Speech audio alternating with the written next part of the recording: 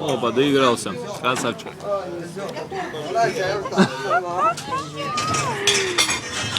Мы находимся на берегу Красного моря, все еще находимся на берегу Красного моря. Оно действительно красное, не желтое.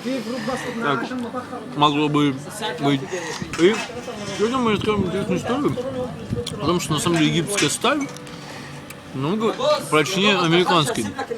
И если вам нужен вдруг внезапно лифт, чтобы спуститься вниз, вам стоит сделать всего лишь очень немного простых движений. Давайте сейчас понаблюдаем за этими странными туристами, которые приехали, хотят спуститься на лифте вниз, пока они не знают, что мы можем вилкой открыть их лифт. Итак, смотрим внимательно. Сейчас они зайдут в лифт, он закроется.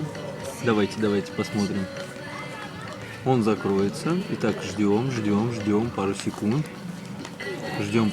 Он закрывается, и смотрите, вот она вилка, и она как открывает, как консервную банку, этот лифт.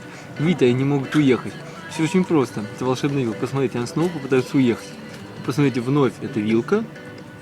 Она как бы открывает этот лифт и не дает уехать простым туристам, которые до сих пор не понимают силы этого чудодейственного металла, который нашли в пирамидах.